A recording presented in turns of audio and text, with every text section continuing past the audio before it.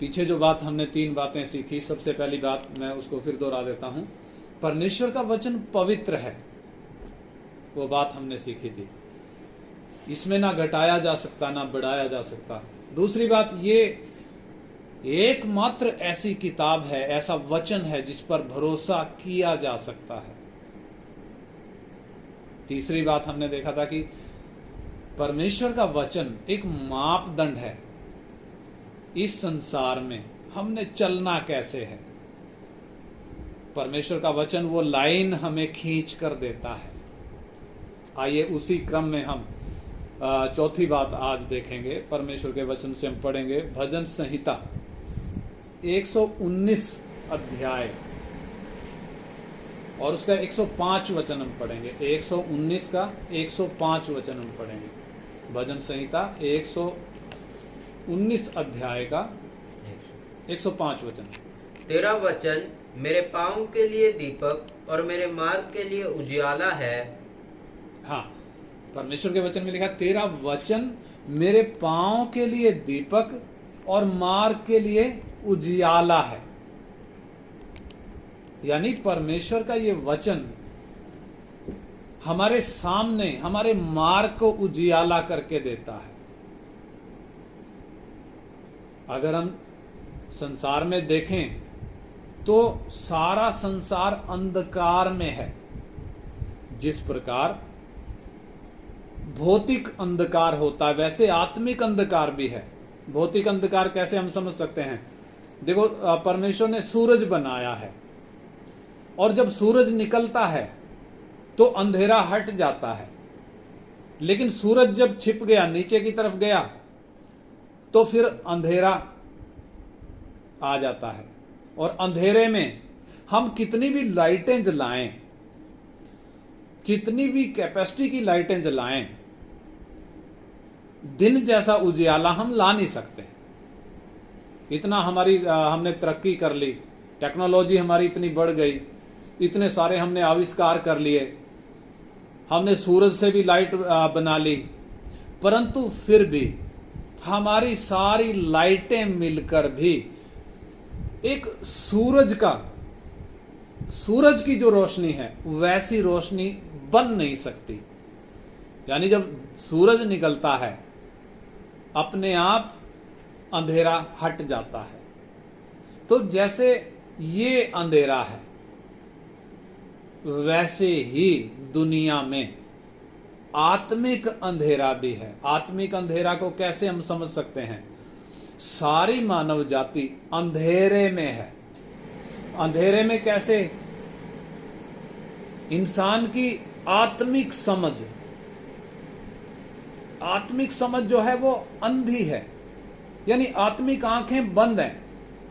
इंसान जानता नहीं कि मैं कहां से आया हूं, मेरा बनाने वाला कौन है, उसने मुझे क्यों बनाया है, उसने मुझे धरती पे क्यों भेजा है, मैं इस धरती पे क्यों आया हूं, मेरे लिए सारा इंतजाम परमेश्वर ने किया और मुझे इधर भेजा, उसके पीछे का मकसद क्या है, और जब मेरा प्राण निकलेगा तो मेरा अगला ठिकाना कौन सा है, मैं जाऊंगा कहां पे।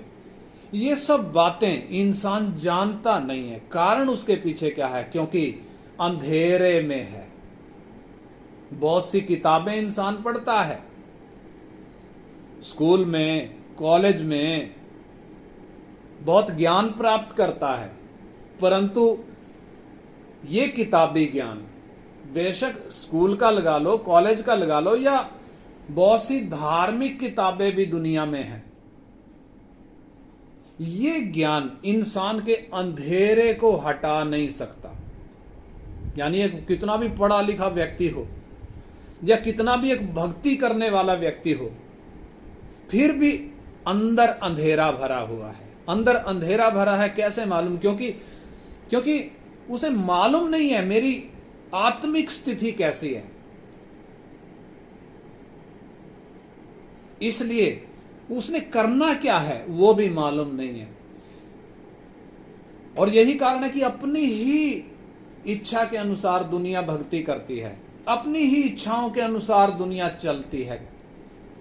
और एक परमेश्वर, सबको मालूम है कि परमेश्वर एक ही है, अनेक नहीं है, सबको मालूम है। अनपढ़ भी जानता है कि एक ही परमेश्वर है, लेकिन फिर भी आप दुनिया में देखें तो कितने परमेश्वर इंसान ने बना लिए। क्यों बना लिए? उसके पीछे का कारण, क्योंकि आत्मिक रूप से इंसान अंधेरे में है।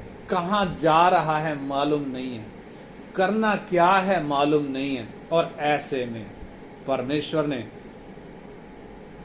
अपना वचन हमारे हाथ में दिया है। परमेश्वर जो ज्योति है, परमेश्वर जो ज्योति है, उसका वचन भी, उसके वचन में भी वो रोशनी है, वो उजियाला है। परमेश्वर के वचन के विषय में लिखा है, जब परमेश्वर का वचन खुलता है तो प्रकाश होता है, अंधेरा हट जाता है, इंसान की आत्मिक आंखें खुल जाती हैं, समझ खुल जाती है जब यह वचन खुलकर मिलता है। हमने कदम किधर रखना है, हमने कौन से मार्ग में चलना है, परमेश्वर का वचन हमें साफ रास्ता उजियाला करके देता है, हमें समझा कर देता है। इसलिए हमें चिंता करने की जरूरत नहीं। हमने अगला कदम कहां रखना है, परमेश्वर का वचन हमें बताता है। कारण क्योंकि ये उजियाला है, परमेश्वर का वचन उजियाला है। पूरी दुनिया में जब अंधेरा है, परमेश्वर ने हमें जैसे सूरज दिया है जो धरती के अंधेरे को दूर करता है, वैसे ही परमेश्वर का वचन हमारे हाथ में है जो आत्मिक अंधेरे को दूर करता है। जैसे मैंने बताया अभी थोड़ी देर पहले, सूरज जब छिप जाता है, रात का अंधेरा जब होता है, इंसान बहुत सी लाइटें जलाता है लेकिन फिर भी दिन जैसा उजियाला नहीं होता। ऐसे ही आत्मिक रूप से जब इंसान अंधेरे में है, बहुत प्रयास कर रहा है, बहुत सी किताबें लिख डाली, इंसान बहुत सी भक्ति भी करता है, लेकिन फिर भी उजियाले में आ नहीं सकता। कब तक नहीं आ सकता? जब तक परमेश्वर का वचन उसे खुलकर ना मिले।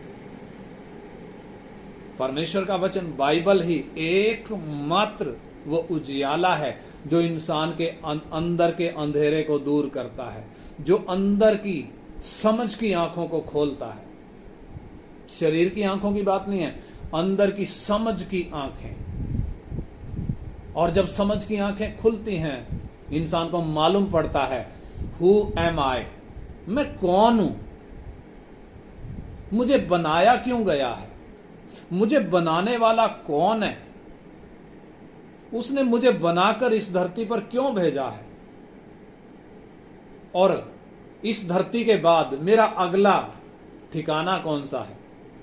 कब एक इंसान को मालूम पड़ता है? जब उसकी समझ की आंखें खुलती हैं। अगर ये अब तक मालूम नहीं है, ये इस बात का प्रमाण है कि अभी तक अंधेरे में है। लेकिन परमेश्वर का वचन जब हमें परमेश्वर ने खोल कर दिया है, ये बातें परमेश्वर हमें समझा कर देता है, तो हमने क्या देखा? परमेश्वर का वचन हमारे पांव के लिए दीपक और मार्ग के लिए उजियाला है। एक वचन और, दूसरा पत्रस 1 अध्याय का 19 वचन हम पढ़ेंगे। दूसरा पत्रस 1 अध्याय का 19 वचन। 2 पीटर 1 वर्स 19। हमारे पास जो भविष्यद्वक्ताओं का वचन है वो इस घटना से दृढ़ ठहरा। तुम यह अच्छा करते हो जो यह समझकर उस पर ध्यान करते हो कि वह एक दिया है जो अंधियारे स्थान में उस समय तक प्रकाश देता रहता है जब तक कि पौ ना फटे और भोर का तारा तुम्हारे हृदयों में ना चमक उठे। हाँ, देखिए इधर भी परमेश्वर के वचन के बारे में बताया गया है। लिखा है, और हमारे पास जो भविष्य वक्ताओं का वचन है, यानी ये किताब जो हमारे हाथ में है, ये भविष्य वक्ताओं का वचन है। भविष्यवाणी के तौर पर इसको लिखा गया है। और वो इस घटना से दृढ़ ठहरा है, और तुम ये अच्छा करते हो जो ये समझकर उस पर ध्यान करते हो कि वो एक दिया है, एक दीपक है,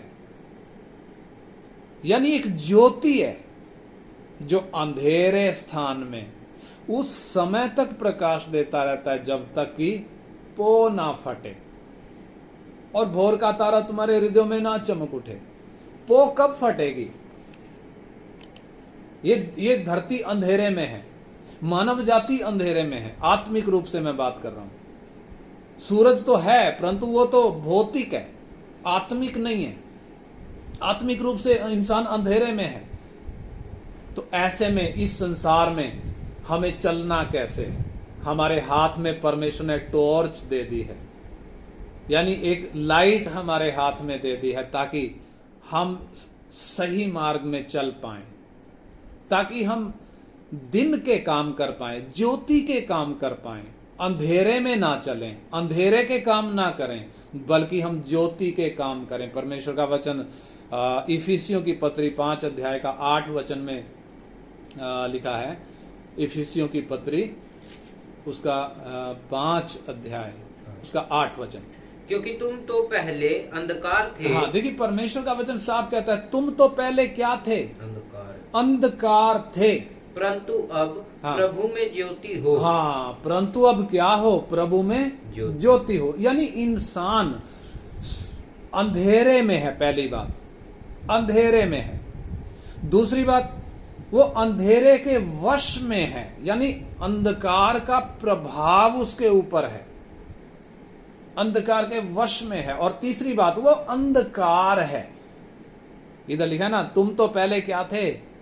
अंधकार थे, परंतु अब क्या हो? तुम ज्योति हो। हाँ, अतः ज्योति की संतान के समान चलो। हाँ, ज्योति की संतान के समान क्या करो? चलो। ज्योति की संतान का मतलब, दुनिया को देखें तो दुनिया अंधेरे में है, इसलिए अंधेरे के काम करते हैं।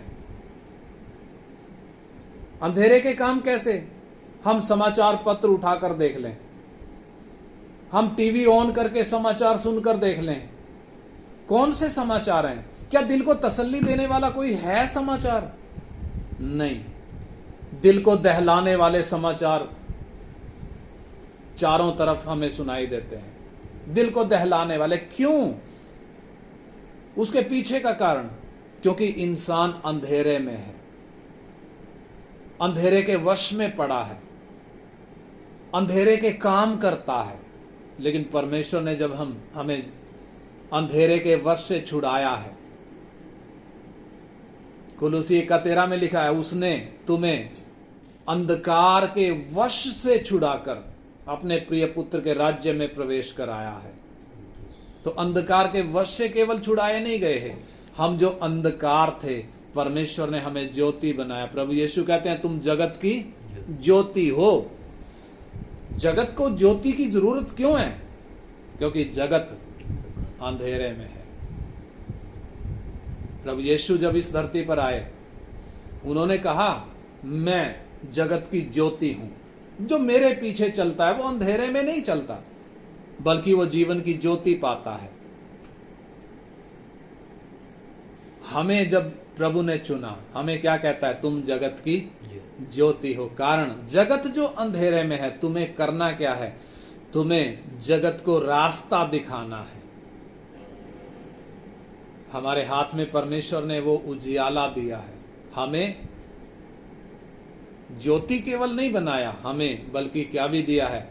अपना वचन भी हमारे हाथ में दिया है, जो हमारे पांव के लिए दीपक है और हमारे मार्ग के लिए उजियाला है, और जो अंधेरे स्थान में तब तक चमकता रहेगा जब तक कि सवेरा ना हो जाए। सवेरा कब? जब हमारा प्रभु प्रकट होगा। दूसरी बात, अगली बात जो 4 हमने देख ली, 5वीं बात जो हम परमेश्वर के वचन के विषय में देखते हैं, हम पढ़ेंगे भजन संहिता 12 का 6। भजन संहिता 12 अध्याय उसका 6 वचन हम पढ़ेंगे। भजन संहिता 12 का 6। Psalms 12:6। परमेश्वर का वचन पवित्र है, उस चांदी के समान जो भट्टी में मिट्टी पर ताई गई और 7 बार निर्मल की गई हो। हाँ, देखिए इधर जो बात लिखी है, पर यहोवा का वचन पवित्र है, इधर हिंदी में पवित्र लिखा है, इंग्लिश में पढ़े तो प्योर है। प्योर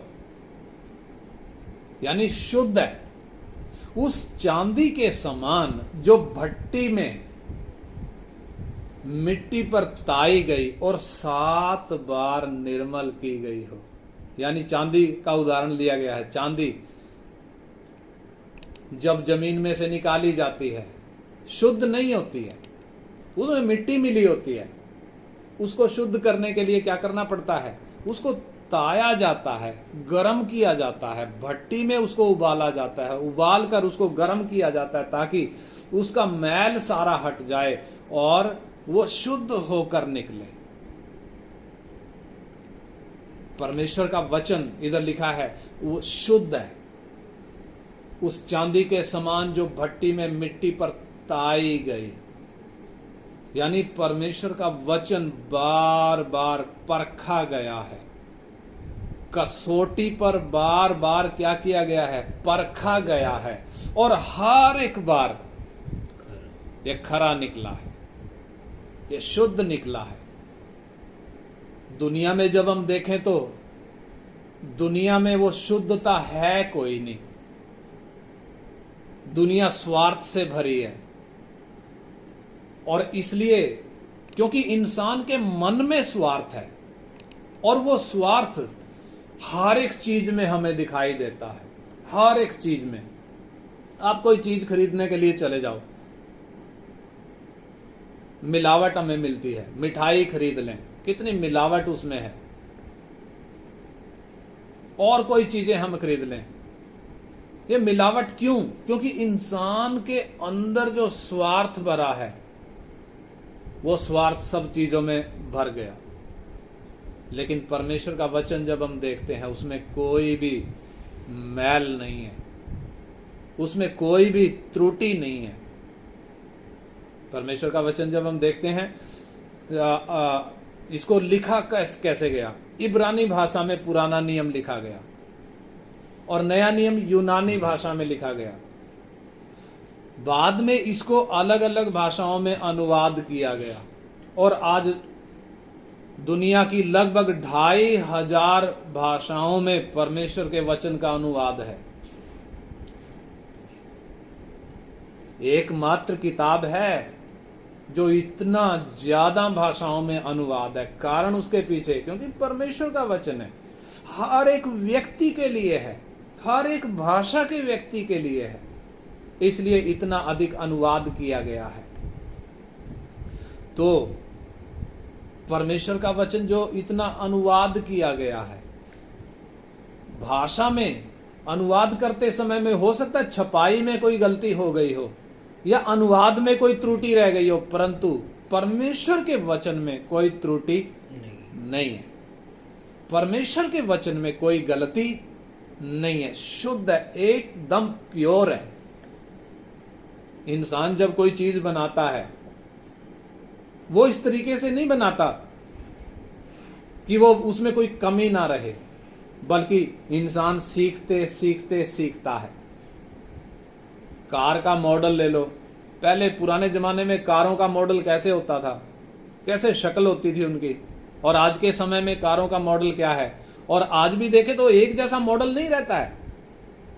हर साल कंपनियां कुछ ना कुछ डिजाइन में चेंज करती हैं। क्यों चेंज करती हैं? ताकि लोगों को आकर्षित कर सकें। परंतु परमेश्वर का वचन आप देखें,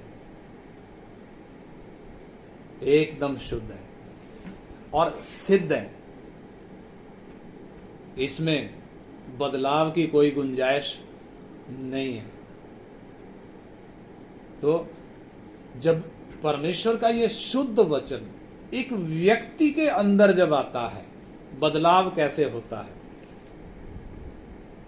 कितनी भी किताबें इंसान पढ़ ले, कितना भी पढ़ाई कर ले, कहीं तक भी पढ़ाई कर ले, अंदर जो मैल भरा है वो निकलता नहीं है। अंदर जो स्वार्थ भरा है वो निकलता नहीं है। कितनी भी भक्ति करने से, कितने भी किताबें पढ़ने से, धार्मिक किताबें पढ़ने से इंसान के अंदर का अंधेरा हटता नहीं है, अंदर का मैल हटता नहीं है, अंदर की नफरत हटती नहीं है। हम देखें तो आप किसी भी धर्म जाति में जाकर देख लें, इंसान के अंदर नफरत भरी है। क्यों नफरत भरी है? प्रेम क्यों नहीं है? जब इंसान इतनी भक्ति करता है तो अंदर प्रेम आना चाहिए, परंतु प्रेम क्यों नहीं है? क्योंकि जो भक्ति इंसान कर रहा है वो इंसान की नजरों में तो भक्ति है, परंतु वास्तव में भक्ति नहीं है। परमेश्वर की नजरों में वो अभक्ति है, परमेश्वर की नजरों में वो मैले चिथड़े हैं। इसलिए इंसान के अंदर जो अशुद्धता है उसको वो बदल नहीं सकती, उसको वो हटा नहीं सकती। कैसी भी किताब इंसान पढ़ ले, अंदर की अशुद्धता हटा नहीं सकती। परंतु परमेश्वर का वचन जब एक व्यक्ति के अंदर जाता है, देखिए पढ़ेंगे परमेश्वर के वचन में लिखा है, भजन संहिता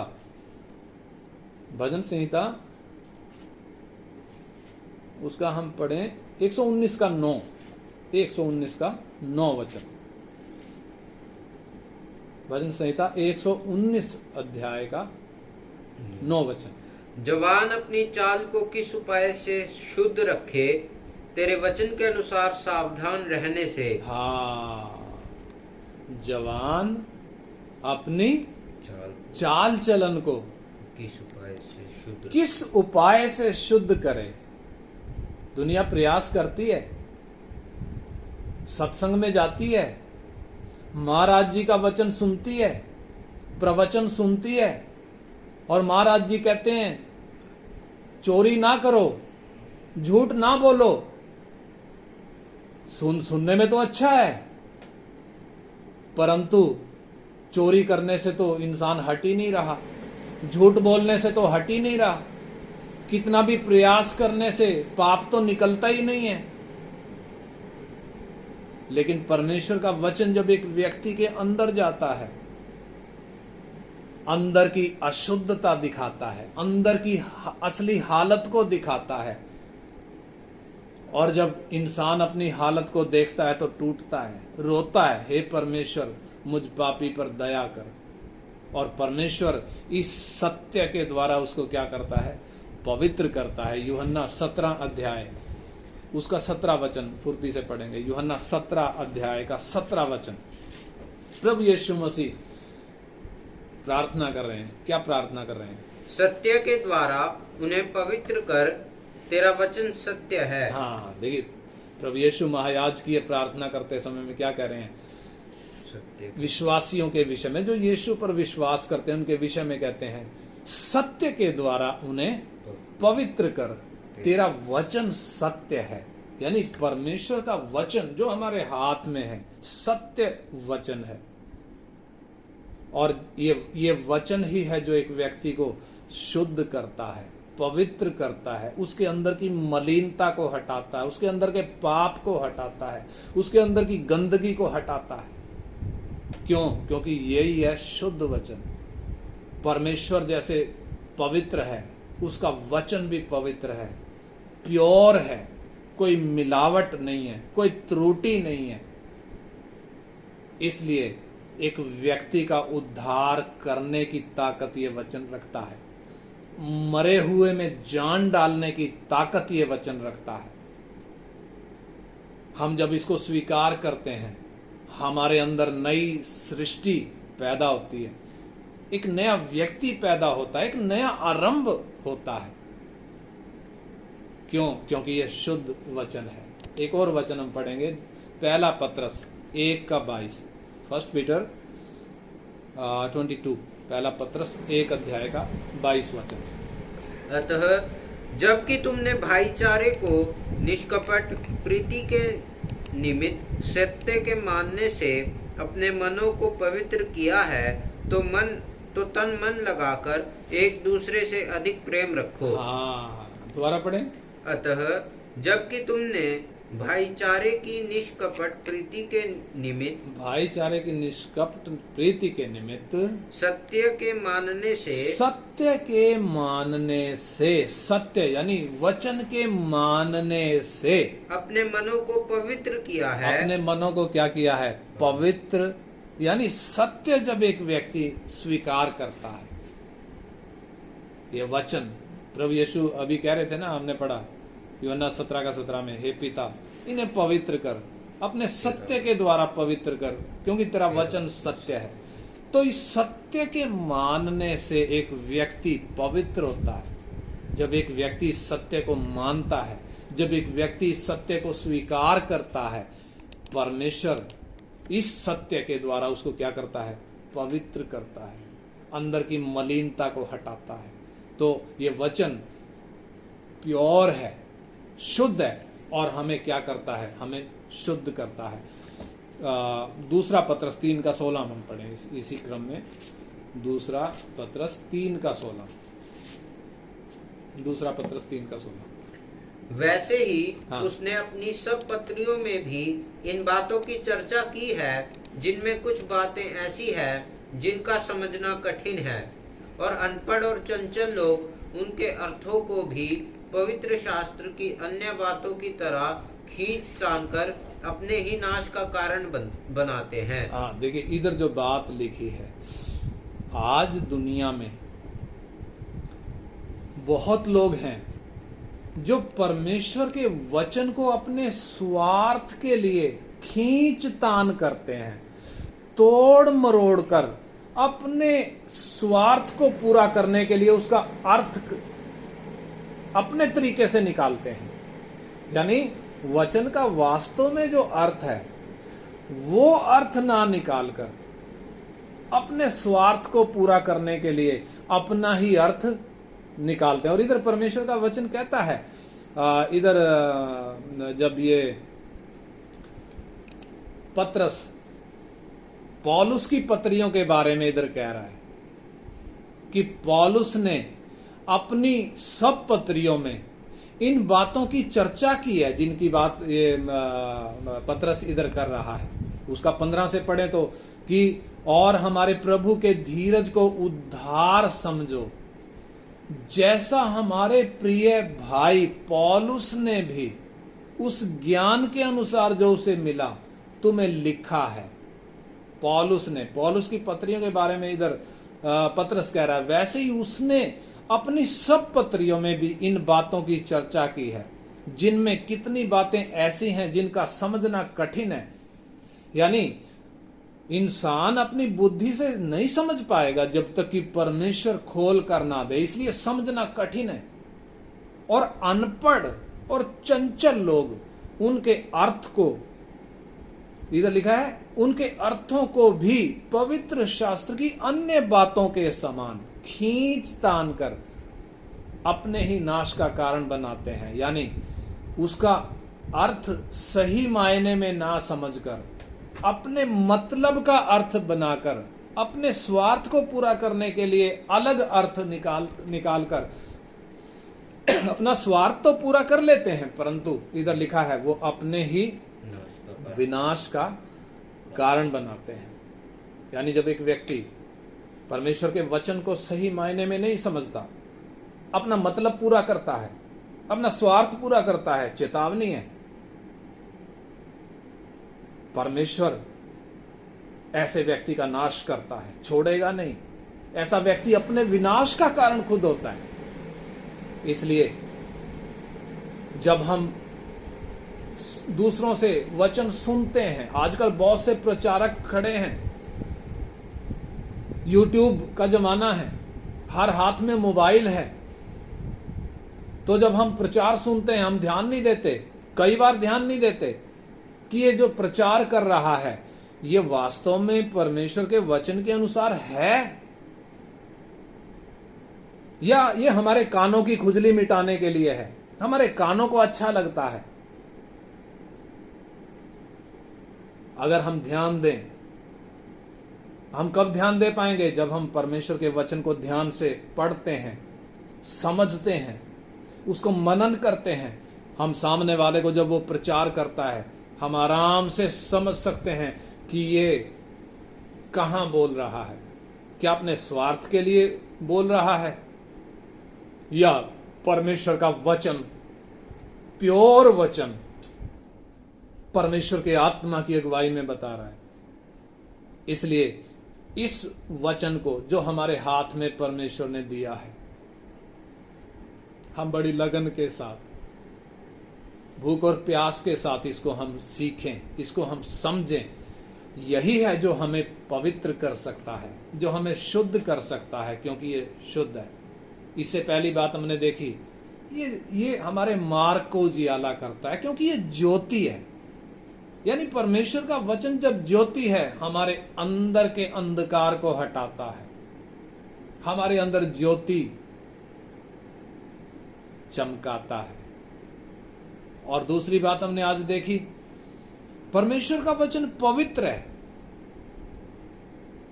शुद्ध है, प्योर है, और जब ये अंदर आता है, अंदर की मलिनता को हटाता है, अंदर के स्वार्थ को हटाता है, अंदर की गंदगी को साफ करता है, यह शुद्ध करता है। उधर हमने पढ़ा, जवान अपने चाल चलन को कैसे सुधारे, परमेश्वर के वचन के अनुसार चलकर। इसलिए आइए हम ज़्यादा और आगे ना जाकर इन दो बातों को हम मनन करें। परमेश्वर ने मेरे हाथ में अपना वचन दिया, कैसा है? ज्योति है। क्या मैं इस ज्योति में चलता हूं? क्या मुझे मालूम है मेरे अंदर की हालत क्या है? अगर नहीं तो आइए हम ये वचन को पढ़ना आरंभ करें, इसको समझना आरंभ करें। हमारे हाथ में परमेश्वर ने दिया है, बहुत महंगा नहीं है। वास्तव में इसके कागज को हम देखें, इसकी क्वालिटी को हम देखें, कागज की क्वालिटी की बात कर रहा हूं मैं, उतनी कीमत हमसे वसूली नहीं गई जितनी कीमत इसको छापने में लगी है, कागज बनाने में जो कीमत लगी है। क्योंकि स्पेशल क्वालिटी का कागज है, सिर्फ बाइबल ही के लिए उपयोग होता है। कितनी बार हम इसका पेज पलटते हैं फिर भी फटता नहीं है, क्योंकि इसकी क्वालिटी उच्च क्वालिटी है। लेकिन क्या उतने पैसे मेरे से लिए गए हैं? नहीं। क्यों नहीं लिए गए? क्योंकि मेरे पिता ने प्रेम करने के कारण, मुझसे प्रेम करने के कारण बहुत कम लागत में मेरे हाथ में ये दिया है। क्यों? ताकि मैं इसको सीखूं, ताकि मैं इसको समझूं, ताकि मेरे अंदर का अंधकार हटे, ये ज्योति मेरे अंदर आए, ताकि मेरे अंदर की मलिनता हटे, मेरे अंदर का